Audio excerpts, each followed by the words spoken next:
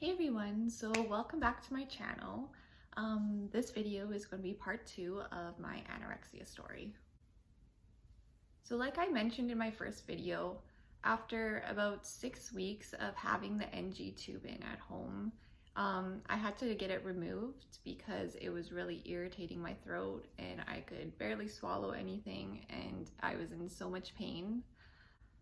But after I got that removed, I really struggled from there. I had gotten really dependent on the tube. Now I actually had to start eating. I'd become really dependent on the tube. I wouldn't really eat much during the day. I'd eat little to no food during the day, and I would be hooked up to the tube feed running 8 hours during the night. So now that it was removed, I actually had to eat and do all the work myself, which was really hard. I don't like the feeling of food in my stomach, and I found it difficult to just stop everything and eat. Eating was more like a chore to me than something that was enjoyable, so I found it really difficult. With the tube, I also didn't have to think about anything, think about what I was eating or putting into my body. I was asleep the whole time. So as it ran, I would just sleep and let it do its thing, and I was still getting in the calories that I needed. At this point, I gave up in trying. I gave up on eating, gave up on trying to recover. I just wanted to get back to my low weight, and I wanted to get there as quickly as possible. I became so scared of food, like more than I ever had. I was even scared to eat food, even if it was low calorie, or even drink water, because I was scared of the food and water weight that it would put on me. I'd restricted like this before in the past, and I'd always felt fine. But this time, it was really taking a toll on my body, all these times of losing weight quickly and then having to gain it back and losing it again. My body just wasn't taking it very well this time. It was hard for me even to walk up and down the stairs to get from my room to the main floor of the house. Like, I had no energy at all. It was such a chore to do that, and I think it would have been easier I thought many times it would just be easier just to stay in bed, because it took too much effort even just to stand up and get myself out of bed. But I didn't want to stay in bed all day. I pushed myself to get out of bed and stay active during the day. I didn't want anybody to worry about me or think that like I wasn't feeling good. I wanted to be able to like act normal and do things throughout the day. I even pushed myself to go to the gym quite frequently throughout the week. I was going to the gym regularly before. I would do lots of strength training because I was scared of losing my muscle. So even when I felt weak and tired like this, I still pushed myself pretty much every day, or like every second day. I'd still go to the gym and work out for about an hour, sometimes an hour and a half. It was not good. I really pushed myself at the gym a lot of the time. It made me feel better about myself if I went to the gym, but it also took a lot out of me. There were some days though that I had to stop early just because I couldn't do it. I was way too weak, and I was working out on like little to no calories. So that was really hard on my body, especially lifting all these weights. The other thing that really scared me was my heart. My watch keeps track of my heart rate and my resting heart rate, and it kept getting lower and lower. My heart rate had gotten low in the past from restricting, but this time it was getting even lower than before, especially during the night. It would dip down to the low 40s. There was a few nights where it dropped down to the 30s, 30 beats per minute. It was pretty scary. There was quite a few nights, actually most nights, that I would go to bed and I was scared that I wasn't going to wake up because I was scared of my heart just stopping in the middle of the night and I would go into cardiac arrest. I couldn't stop though. I wasn't at my low weight yet. I just had a few more pounds to go and I wasn't going to stop till I got there. And I promised myself once I get to my low weight, I'll stop. I'll start eating again and I'll just maintain that weight. So I continued on and I continued to feel worse and worse, but I didn't want to stop. I also didn't want to let anybody see how much I was struggling. I could literally feel my body shutting down. I was looking through my journal the other day and there was one morning that I thought like something was going to happen to me. Like I thought my heart was going to give out on me that morning. I got really scared, but I still didn't want to ask for help that day. I was too scared of getting hospitalized. I'm like scared of going back to the hospital and scared of hospitals and I just wanted to stay as far away from there as possible. My one journal entry I had wrote that morning, I feel like I need to go to Emerge. I'm too scared to ask for help. I feel like my heart's going to give out on me right now. I have all the signs of heart failure. I have chest pain. I'm really hot. My left arm, shoulder, and back is numb. I'm extremely nauseous and I have shortness of breath and I'm lightheaded. I'm scared. I can't get out of bed. I feel too tired and weak to do anything. I want to try eat or even drink an Ensure, but I feel too nauseous. I don't know what to do. I'll just try wait it out. Even writing this down is tiring. Lots of days I knew that I needed help, especially like that day. I knew I could like give out any day, but I was just too scared to ask for help. I was too scared to go back to the hospital, and I was still on the fence about wanting to recover. I was so close to my low weight and I just wanted to get there and I didn't want to have to gain any weight, so I didn't ask for help. I just continued on restricting and continuing to lose weight. The turning point for me in deciding to get help was one day when I had talked to one of the ladies who sat one-to-one with me in the hospital.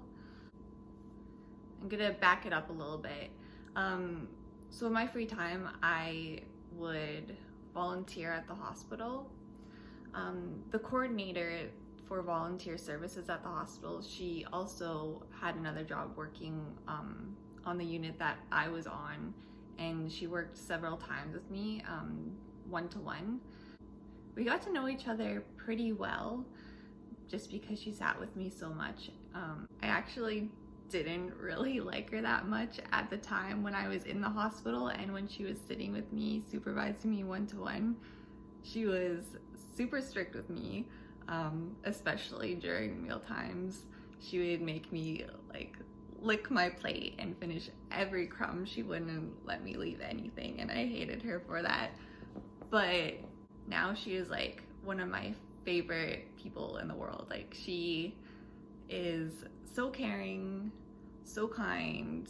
She just really had my best interest at heart. So anyways, while I was volunteering at the hospital one day, I decided to stop by her office and say hi, because it had been a couple weeks since I had talked to her, and usually I'll stop by and say hi. When I stepped into her office, she took one look at me and she completely broke down in tears. That broke my heart. She said that she was about to leave for 2 weeks on holidays, and she was scared that this was going to be the last time that she would ever see me because I looked like death. It really broke my heart to see her that way, she told me to step into her office, and we had a long chat that day. It really got me thinking about recovery, and if she was this worried about me, I can't imagine how worried my parents would be if something happened to me, or if my close friends, how much they were worrying. To see her this way, it just really struck a chord with me. She really motivated me to give recovery a chance because she didn't want to see me die. That day I went home and I emailed my dietitian. Actually, I typed up an email and deleted it, and typed up an email and deleted it. I was really nervous about emailing her and telling her that I was ready to recover and I wanted to take recovery seriously, and that I was going to give it a serious shot this time.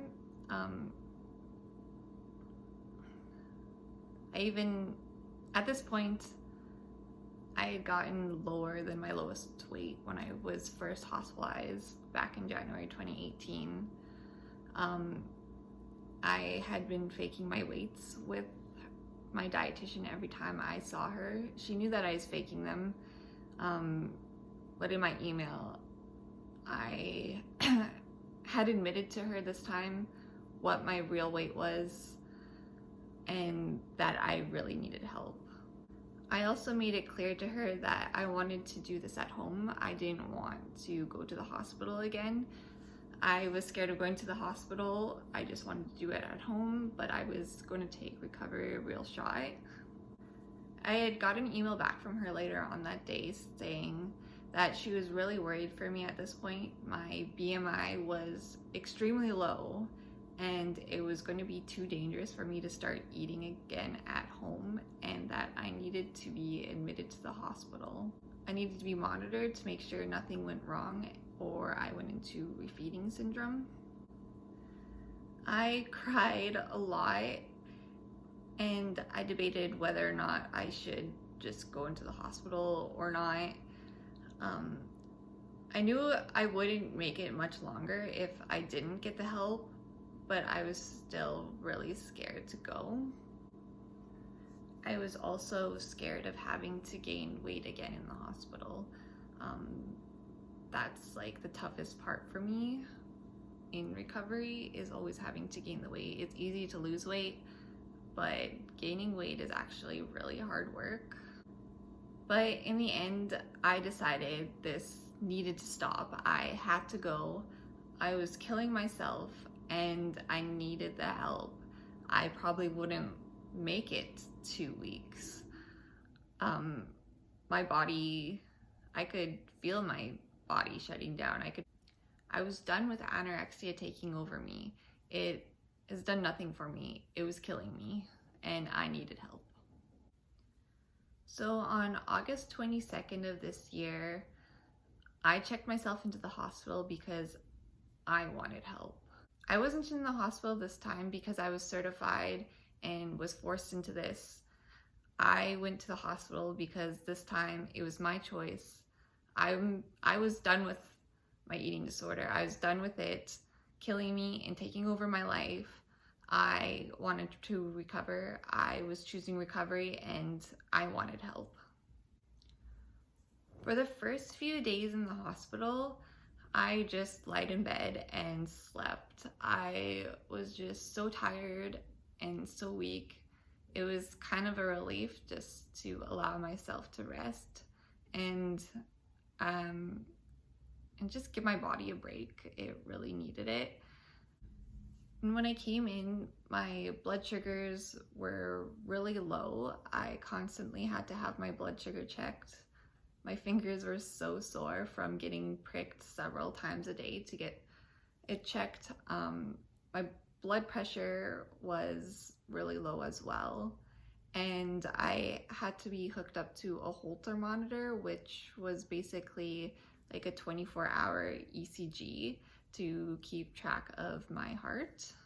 And from that, they found I did have some heart arrhythmias, but luckily all these things like blood sugar, blood pressure, and my heart, they could all be fixed with proper nutrition. Also, this admission, my team had decided that it was best for me to get what is called a PEG tube.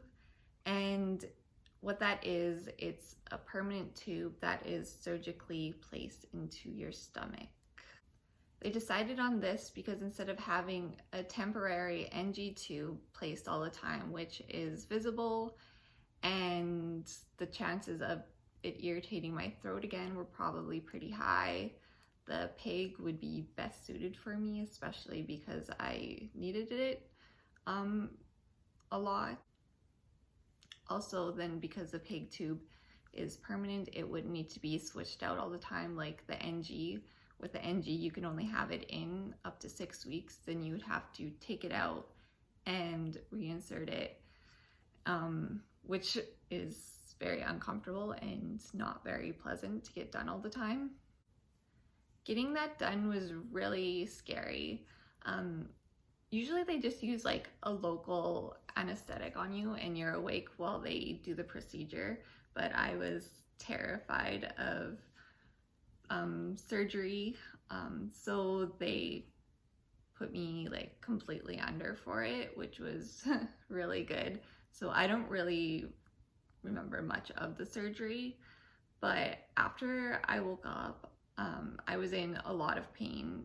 It was extremely painful, especially for the first couple days.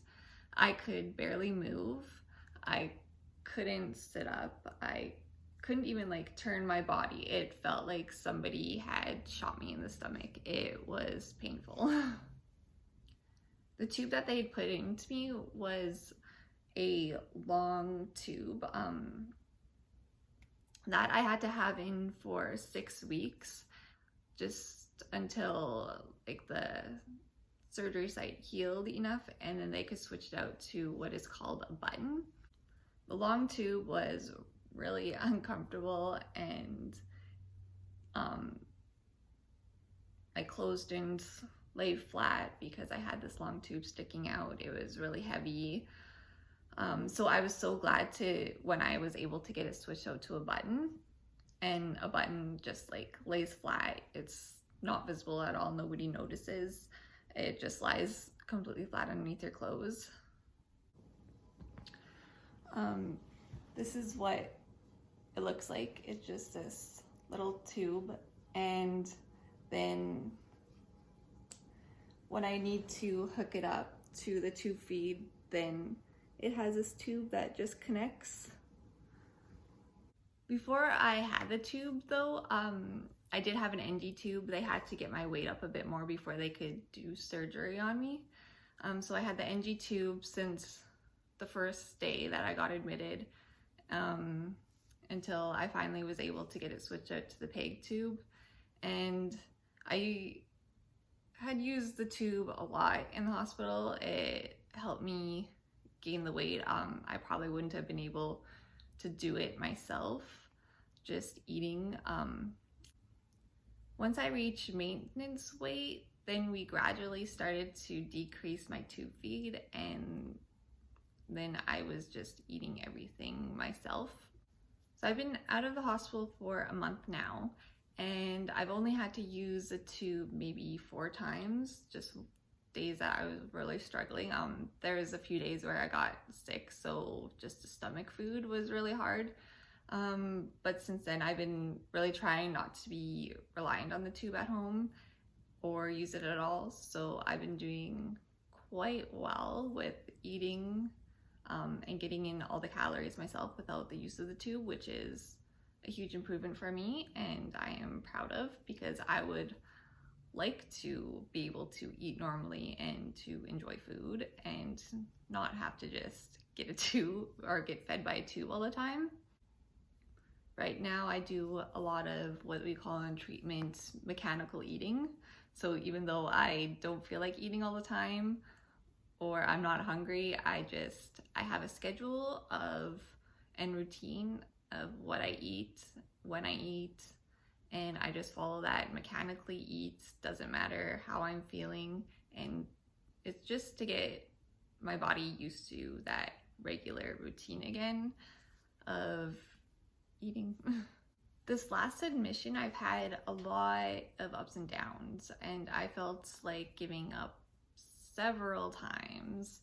I think this was the hardest admission ever for me. I think it's because this time I was actually trying. I wasn't like refusing treatment.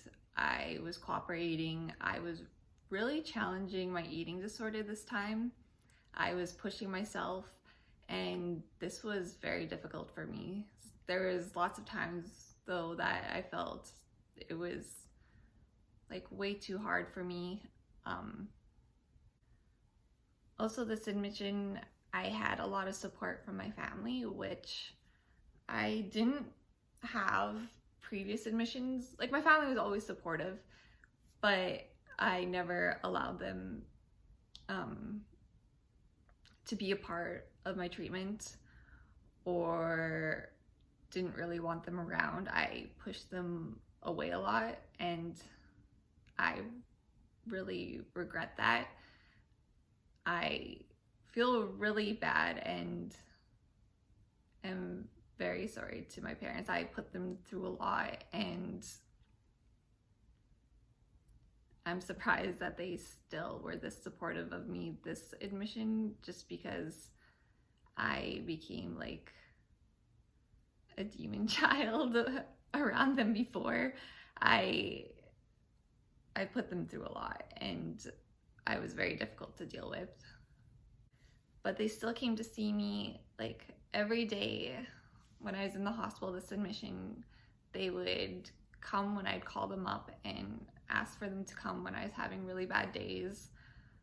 There was one day, I thought I was at my like breaking point, and I was just about ready to give up on recovery and ready to like end it all. And my sister, she spent the whole day with me, like from morning till late at night, and she was like such a great support. She was a great distraction for me that day and helped me get through, because I was having a very difficult time.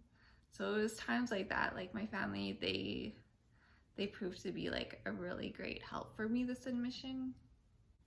I was fighting my thoughts and challenging myself a lot this admission, and I think that's probably why this was the hardest admission I have been through. But 3 months later, I am out of the hospital. I was discharged on December 1st, and I've been out for just about a month now, which is the longest I've gone, which is the longest I've done well after just discharged. And I'm still continuing to fight and challenge myself. And I know, like, looking at like the big picture, a month really isn't that long to be out and to say, oh, like, I'm recovered. I'm not recovered. I'm still continuing to challenge my thoughts and fight this every day. But this is the most I've fought, and I am really focused on recovery, and I'm hoping to make 2020 free of hospitalizations and recovery focused. And I am really proud of myself for even getting this far and staying focused in recovery and continuing to fight. And I just want to let anyone know who is watching this that is struggling that you are not alone and you can do this. It's not going to be easy. You have to continue to fight these thoughts and challenge yourself, but all you can do is try and keep fighting, and you can do it. And I just want to thank everyone for watching my video. Hopefully a lot of you can relate to what I'm saying and just know that you're not alone, and there are others that are going through and struggling with this too.